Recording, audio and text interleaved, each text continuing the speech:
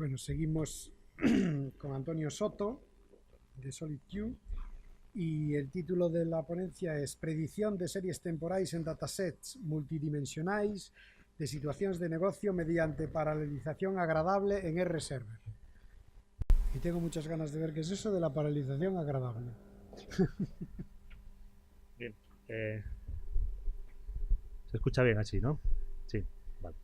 Me han avisado que no me mueva mucho porque suelo moverme demasiado, así que voy a intentar estar quietecito, ¿vale?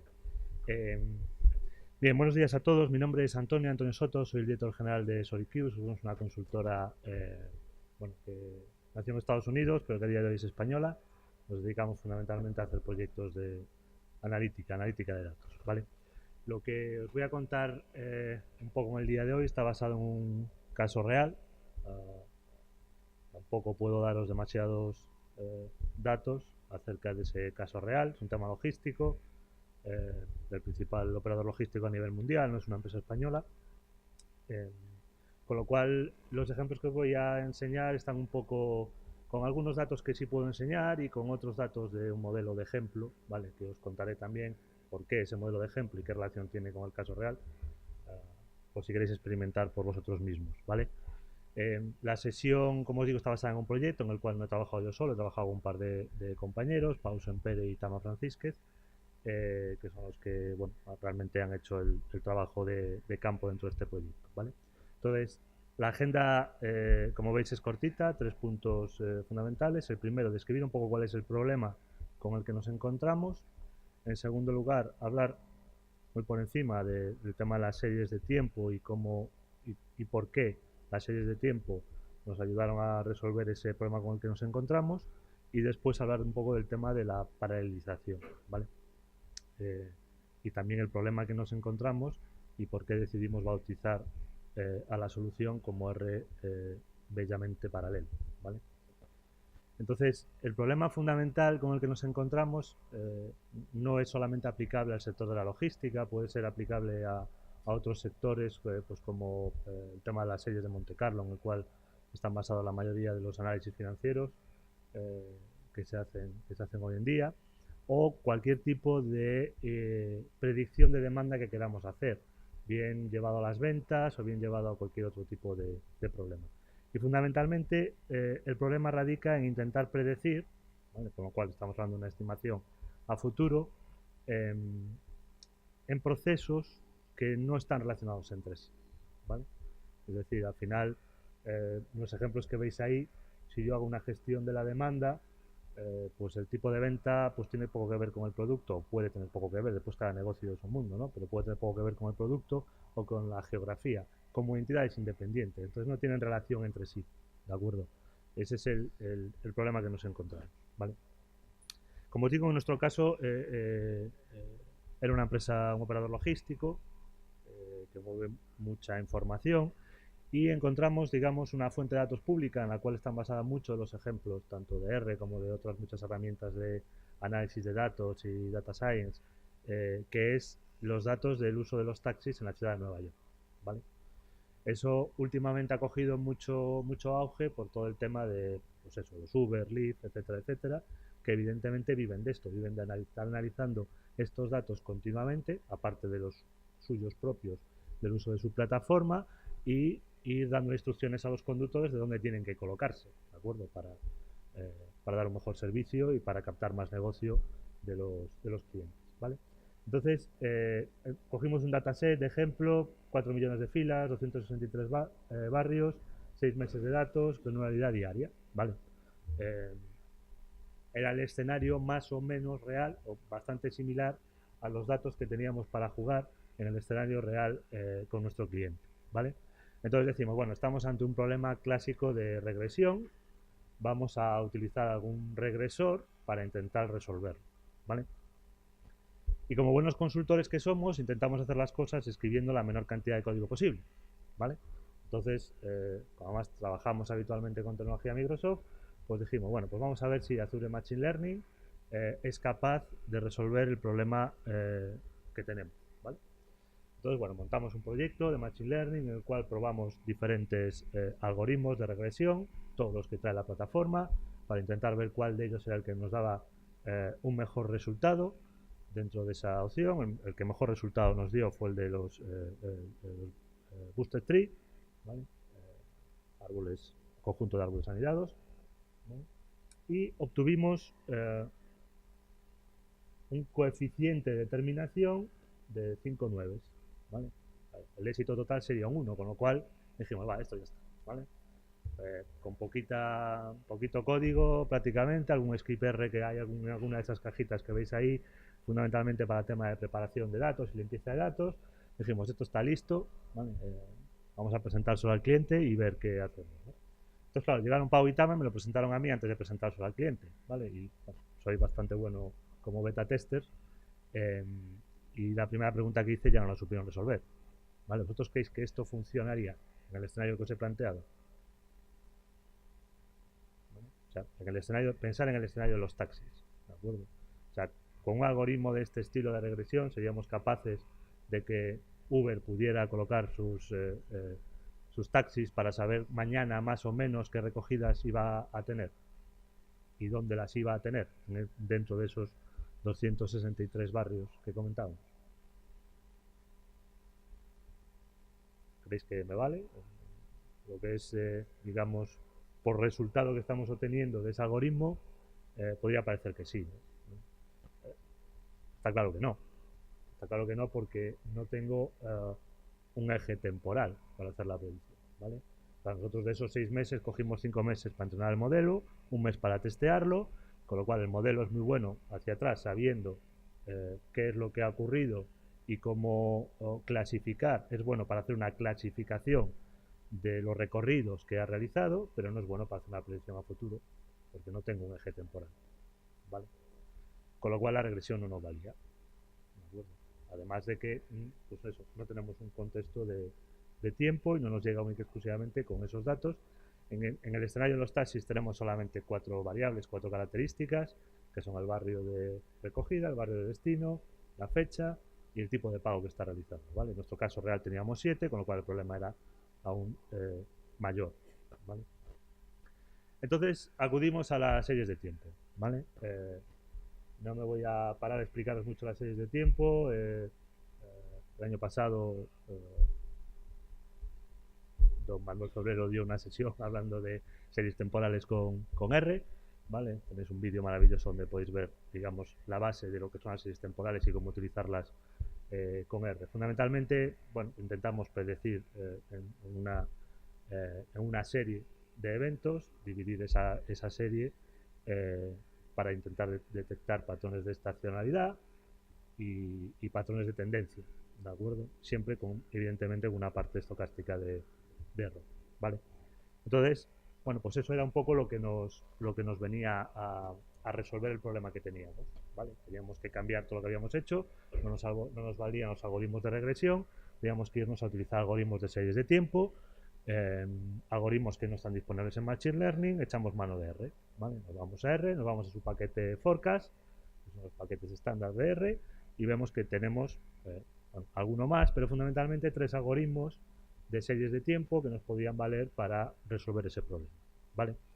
Como os digo, no voy a entrar en detalle en ellos. Bueno, al final tenemos, digamos, el más conocido de todos, ARIMA. En nuestro caso era AutoARIMA, pues que era una autoregresión con medias móviles. TBStats, que es que es un primo hermano de ARIMA, pero que hace, bueno, los cálculos en base a un suavizado exponencial.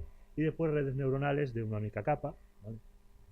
Multicapa ya, digamos que cruzamos la barrera del data science para meternos en deep learning y bueno, quedaba un poco lejos del alcance que teníamos como proyecto en ese momento del tiempo, ¿no? El caso de las redes neuronales, bueno, pueden ser buenas o malas. Al final, lo bueno aquí siempre es utilizar los 3 y ver un poco cuál es el comportamiento de esos 3 algoritmos, ¿vale? Bueno, como veis ahí, su predicción es muy similar en los 3 casos, utilizando cualquiera de los 3, ¿vale? Pero ¿qué ocurre? ¿Qué nos ocurrió? En una primera aproximación, que bueno, está muy bien, tú me estás dando una línea ¿vale? Este sería el primer resultado, ¿de acuerdo? Me estás dando tu predicción, ¿vale? Me estás dando cuál es tu patrón de comportamiento, de pico, de uso, ¿vale? Pero esos patrones evidentemente son diferentes si yo empiezo a agregarle contextos, ¿vale?, a mi solución. Es decir, no tengo el mismo patrón, aunque realmente son parecidos, ¿vale? Hay algunos más diferentes que otros. En este segundo caso tengo dividida, ese gráfico está dividido por barrio de recogida, ¿vale? Con lo cual el comportamiento es diferente, no es igual, ¿vale? Si a eso le agregamos también la interrelación entre barrios, que es, bueno, este gráfico que veis aquí, pues todavía ese patrón cambia muchísimo más, ¿de acuerdo? Es decir, que está muy claro que para mí, tanto el barrio de recogida como el barrio de destino, y si le damos la forma de pago, seguro que todavía peor, tiene mucha importancia en mi modelo, ¿de acuerdo? Con lo cual tengo que agregarle ese contexto a la solución, ¿vale? Y para eso, ¿qué tenemos que hacer? Pues tenemos que particionar, ¿vale? Tenemos que particionar, eh, entonces nos llevamos otra bofetada porque particionamos por lo que estadísticamente nos parecía más correcto y mejores resultados daban los algoritmos, y el cliente nos dijo que aquello no tenía ningún sentido de negocio, con lo cual tuvimos que sentarnos con el cliente y volver a establecer prioridades en esas particiones, ¿vale? Eso nos permitió descartar particiones, no encontrarnos con demasiadas particiones porque tenía muy poquitas ocurrencias, ¿vale? O teniendo muchas ocurrencias no eran significativas para el negocio, ¿vale? Entonces, bueno, ese fue el trabajo donde más interacción tuvimos en este proyecto con el cliente para definir esa prioridad dentro de las particiones y cómo montarlas, ¿vale? Al final, después de ese filtrado de particiones, pues evidentemente hay que definir una función que me permita hacer la agregación total en base a los diferentes resultados que yo tengo, ¿vale? Y eso nos permite obtener una partición que es totalmente independiente del resto. Como es totalmente independiente del resto, ¿vale?, pues nos vamos a doParallel e intentamos paralelizarlo, ¿vale? Esto ya es el caso real. Teníamos una máquina con 32 cores, 64 GB de RAM, nos salieron 5.000 particiones, que nos da para 1 GB de datos, ¿vale? Claro, ¿qué hace doParallel? Pues doParallel lo que está haciendo por detrás realmente es, para cada partición, que además tengo que especificar manualmente, como bien comentaban anteriormente, en un bucle for each, pues me creo una sesión de R, ergo 5.000 sesiones de R, ¿vale?